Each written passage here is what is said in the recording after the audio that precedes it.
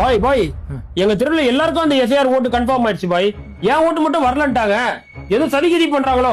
SIR ஓட்டு confirm ஆயிடுச்சா? அதுக்கு ஒண்ணு நாள் இருக்குடா. இன்னும் நாள் இருக்குதா? என்ன பாய் உலகம் தெரியாம இருக்க? நீ எல்லாம் என்னத்த ஃபார்ம் ஃபில் பண்றியோ? டேய் இப்ப என்னதான்டா சொல்ல வர?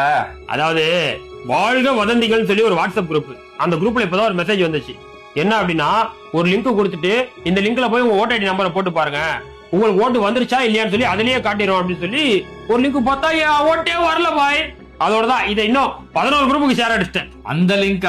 அந்த லிங்கை நானும் பார்த்தேன். அது என்னன்னா, எலெக்ஷன் கமிஷனுடைய voters.eci.com அதுதான். அது உள்ள போனோம்னா நம்ம எபிக் நம்பர் போட்டோம்னா நம்மளுடைய ஃபார்ம் இப்ப என்ன ஸ்டேட்டஸ்ல இருக்குது அப்படிங்கறது மட்டும் தான் தெரியும். அதாவது நம்ம பிஎல்ஓ கையில நம்மளோட ஃபார்ம் ஃபில் பண்ணி கொடுத்தோமா, அந்த ஃபார்ம் பிஎல்ஓ அங்க சப்மிட் பண்ணிட்டாரா இல்லையா அப்படிங்கறது தெரியும். அது உள்ள நம்ம எபிக் நம்பர் போட்டோம்னா நம்ம ஃபார்ம் வந்து பிஎல்ஓ சப்மிட் பண்ணிட்டார் அப்படின்னா யுவர் ஃபார்ம் ஹஸ் சப்மிட்டட் அப்படின்னு சொல்லி வரும். ஒருவேளை பிஎல்ஓ வந்து அவருக்கு நிறைய ஃபார்ம் இருக்கு, வேலையில இன்னும் அவர் சப்மிட் பண்ணல அப்படின்னா இன்னும் உங்க ஃபார்ம் சப்மிட் பண்ணப்படல, நீங்க வேணா ஆன்லைன்ல சப்மிட் பண்றீங்களா அப்படிங்கறது கேட்கும். அதனால இந்த சப்மிட்டட் அப்படின்னு வருதுல, அது நம்மளுடைய ஃபார்ம் சப்மிட் ஆயிருச்சு அப்படின்னு தான் அர்த்தமே தவிர நம்மளுடைய ஃபார்ம் அப்ரூவ் ஆயிருச்சு அப்படின்னு சொல்லி அர்த்தம் கிடையாது.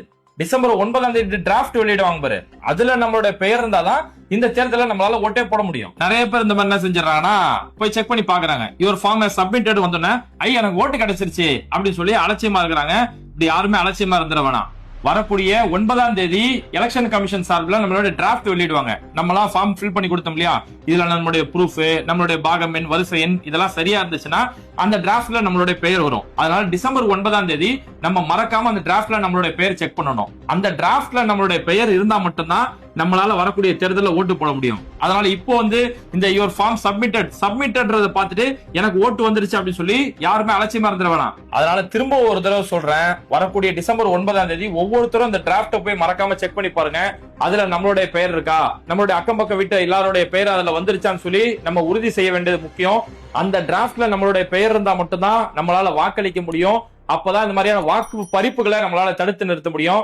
ஏன்னா வரக்கூடிய தேர்தல், இந்த எஸ்ஐஆர் மூலியமா வரக்கூடிய தேர்தல் அப்படிங்கிறது இது வெறும் வாக்குறுதியை உறுதி செய்யறது இல்ல, இது நம்மளுடைய குடியுரிமை உறுதி செய்யக்கூடிய தேர்தல்.